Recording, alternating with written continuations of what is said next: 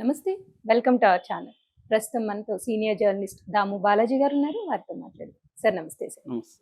Sir 'Pushpa 2' release సందర్భంగా సంధ్యా థియేటర్‌లో జరిగిన ఇన్సిడెంట్ అందరికీ తెలిసిందే. రేవతి అనే మహిళ చనిపోయారు. దాని గురించి నిన్న అల్లు అర్జున్ స్పందించారు అనే విషయం న్యూస్‌లో వచ్చింది సార్. ఒక వీడియోలో వచ్చింది. సో దాని గురించి అసలు ఆయన ఏమని మాట్లాడారు? అలాగే ఆ కుటుంబానికి ఏమన్నా సహాయం చేసే ఉద్దేశం ఉందా ఆయన? నిన్న అల్లు అర్జున్ ఒక వీడియో రిలీజ్ చేశాడు. అందులో ఆయన ఆ సంఘటనని పట్ల బాధపడుతూ మాట్లాడాడు. అంటే ఇది ఎప్పటినుంచో కొన్ని ఏళ్ల నుంచి ఇలాగా ఒక థియేటర్‌కెళ్ళి ఆడియన్స్‌తో హీరోల సినిమా చూడడం అనేది ఒక తెలియని ఆనవాయితీగా వస్తుంది. అలాగే మేము వెళ్ళాము. బట్ మేము సినిమా చూసి అయిపోయినాక మాకు తెలిసింది ఇలాగ జరిగిందని. సో నేను, సుకుమార్, మా మా టీమ్ అంతా కూడా చాలా బాధపడ్డాము. సో ఇలా ఎందుకు జరిగింది? ఎప్పుడూ జరగలేదు, ఇది ఫస్ట్ టైం ఇలా జరిగింది. సో అని ఆయన ఎక్స్‌ప్లెయిన్ చేస్తూ మాట్లాడాడు. దాని తర్వాత ఆ కుటుంబానికి 25 లక్షలు ఇస్తున్నట్టుగా కూడా ప్రకటించారు. అంతేకాకుండా ఆ ఫ్యామిలీని వాళ్ళ డిఫికల్ట్ జర్నీలో నేను తోడుంటాను, ఏది అవసరమైనా అని కూడా ఆయన మాట్లాడాడు. ఆ ఫ్యామిలీ బాధ్యత నాది అన్నట్టుగా మాట్లాడాడు. సో ఆల్రెడీ నిర్మాతల మేకర్స్ కూడా పెట్టారు, మేము ఆ ఫ్యామిలీని చూసుకుంటామని. సో ఈయన పర్సనల్గా ఈయన వైపు నుంచి అల్లు అర్జున్ ఇస్తున్నట్టుగా ప్రకటించాడు 25 లక్షలు. అయితే ఇక్కడ తన వైపు నుంచి అలా వెళ్ళడం తప్ప అన్న చర్చ ఇప్పుడు ఎక్కువగా జరుగుతుంది. ఏంటంటే అల్లు అర్జున్ వల్ల ఇది జరిగిందనేది ఎక్కువ మంది చెప్తున్న మాట. ఎందుకంటే థియేటర్ లోపలికి ఆల్రెడీ థియేటర్ ఫుల్ ఉంది. అటువంటప్పుడు ఈయన ఒక 20-30 మందిని వేసుకొని వెళ్ళినట్టుగా భాస్కర్ వాళ్ళ హస్బెండ్, రేవతి అనే ఆవిడ చనిపోయింది, వాళ్ళ హస్బెండ్ భాస్కర్ కూడా చెప్తున్నాడు. ఇప్పుడు ఆమె విజువల్స్ కూడా గేట్ దగ్గర నుంచి ఆమె లోపలికి అతి కష్టం మీద లోపలికి రావడం, ఆ విజువల్స్ అన్ని కూడా బయటకు వచ్చాయి. ఆమె చివరి క్షణాలు ఎట్లా ఉన్నాయి అనేది కూడా ఇప్పుడు సీసీటీవీ ఫుటేజ్లో నుంచి బయటికి వచ్చాయన్నమాట. అవన్నీ చూసినాక ఎక్కువ మంది మాట్లాడుతున్నది ఏంటంటే అల్లు అర్జున్దే తప్పు అన్నట్టుగా మాట్లాడుతున్నారు. కాకపోతే ఏంటంటే అల్లు అర్జున్ చెప్తున్నది ఏమంటే, మేము రెగ్యులర్గా ప్రతి హీరో ఇలాగే చేస్తున్నాడు, ఎప్పుడు జరగలేదు ఇలాగా అనేది. కానీ అది ప్రతిసారి తప్పు చేస్తే అది తప్పు వల్ల ఫలితం రాకపోయినంత మాత్రాన అది ఎప్పుడో ఒకసారి ఆ తప్పుకి ఫలితం అనేది వస్తుంది. మనం 100 సార్లు తప్పు చేశాం కాబట్టి అప్పుడంతా చేశాం కదా, ఇప్పుడు చేస్తే తప్పు ఏంటనే లాజిక్ వర్కౌట్ అవ్వదు. ఎందుకంటే కొన్ని రకాల జాగ్రత్తలు కంపల్సరీగా ప్రతిసారి తీసుకోవాలి. అంటే ఇన్ని రోజులు కూడా వీళ్ళు తీసుకోవట్లేదని అర్థమవుతుంది. ఈ జాగ్రత్తలు తీసుకొని వెళ్ళట్లేదు.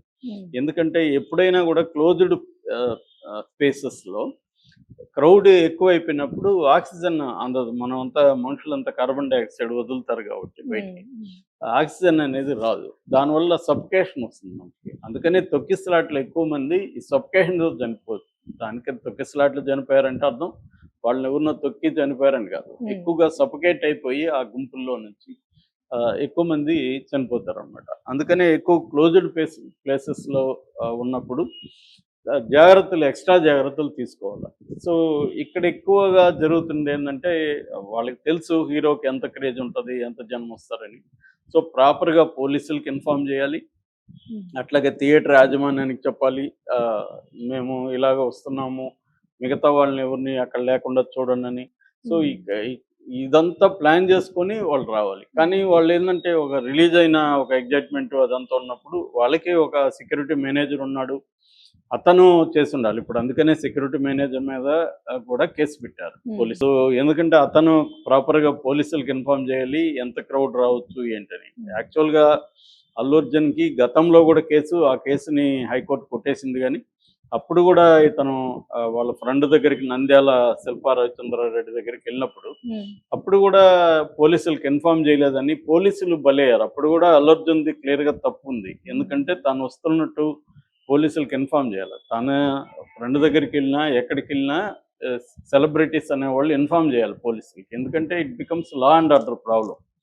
సో అందువల్ల అక్కడ వేలాది మంది అప్పుడు కూడా గుమ్మికూడారు. అది ఎలక్షన్ కోడ్కి వ్యతిరేకం అని చెప్పి అక్కడ దాదాపు 3-4 పోలీసుల్ని ఎలక్షన్ కమిషన్ సస్పెండ్ చేసింది. నిజానికి వాళ్ళకి కూడా రైట్ ఇన్ఫర్మేషన్ లేనప్పుడు వాళ్ళు ఎంతమంది వస్తారు, ఇప్పుడు ఇతను ఎప్పుడు వస్తాడు, ఈ ఇన్ఫర్మేషన్ అంతా అవును సార్. అల్లు అర్జున్ వైపు నుంచి ఇవ్వాలి. సో అది బాధ్యతారహితంగా క్లియర్ కనబడుతుంది. దాని నుంచి అల్లు అర్జున్ గాని, మిగతా హీరోలు గాని ఇప్పటి నుంచైనా థియేటర్‌లకి వెళ్ళేటప్పుడు ఈ జాగ్రత్తలు తీసుకోవాల్సిన అవసరం ఉంది. రెండవది ఈ థియేటర్ యాజమాన్యం. థియేటర్ యాజమాన్యం వాళ్ళకి గూడా కామన్ అయిపోయినప్పుడు దీన్ని అంటే వాళ్ళు చాలా సార్లు థియేటర్‌లలో ఏందంటే ఏదన్నా ప్రమాదం జరిగితే ప్రాపర్ మెజర్స్ ముందుగా తీసుకొని ఉండరు వాళ్ళు. ఇక్కడంతా ఏమవుతుందంటే మనం అనేక ప్లేసులు చూస్తా ఉంటాం.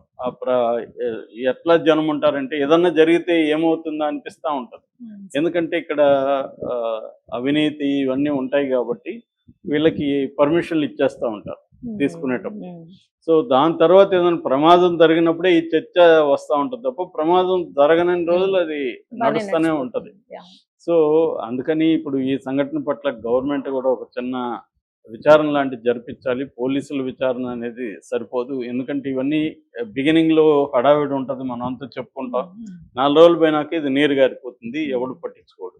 ఇప్పుడు మాట్లాడే వాళ్ళందరూ గూడా వాళ్ళకి వేరే ఇష్యూలు వస్తాయి. వేరే దాని మీదకెళ్ళిపోతారు కాబట్టి ఇది పక్కదారి పడుతుంది.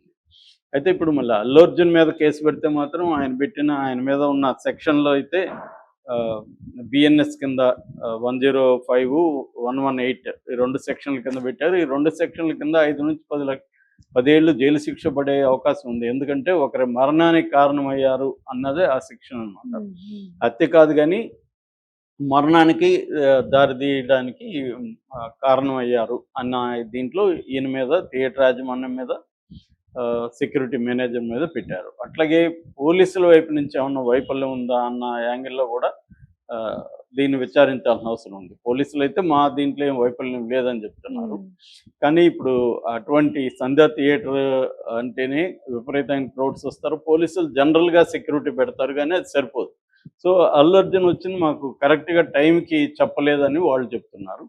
సో దీన్ని అంతా కూడా విచారించాల్సిన అవసరం ఉంది. దీంట్లో ఎవరెవరు తప్పుంది, ఏం తేలాల్సిన అవసరం ఉంది. ఓన్లీ ఇప్పటివరకైతే గవర్నమెంట్ వైపు నుంచి ఎటువంటి చర్యలు ఏమి కనిపించలేదు. ఓన్లీ ఆ బెనిఫిట్ షోలను రద్దు చేస్తున్నట్టు మాత్రం ప్రకటించారు. బెనిఫిట్ షోలు రద్దు చేయడం అనేది పరిష్కారం కాదు. బెనిఫిట్ షో కాకపోయినా వాళ్ళు మామూలు షోకైనా వస్తారు కదా హీరోలు. వాళ్ళకేందంటే ప్రమోషన్ కావాలి. హీరో రావడం, ఒక హంగామా, హడావిడి ఇవన్నీ ఉంటదనమాట. ఎక్కువగా మాస్ ఉన్న థియేటర్స్‌కి వాళ్ళొస్తారు. మల్టీప్లెక్స్‌లకి వాళ్ళెళ్ళరు. ఎందుకంటే అక్కడ పెద్ద జనం ఉంటారు. వీళ్ళకి జనం కావాలి.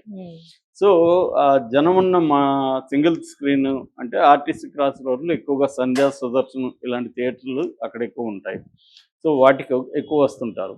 సో, వచ్చినప్పుడు అక్కడ ఎటువంటి జాగ్రత్తలు తీసుకోవాలి అనేది. ఎందుకంటే పెద్ద ఎడ్యుకేటెడ్ సెక్షన్‌లో అంత పరుగులెత్తేదేమి ఉండదు. ఎక్కువ మాసే అభిమానుల్లో ఎక్కువుంటారు. వాళ్ళే ఫ్యాన్ అసోసియేషన్‌లుంటారు.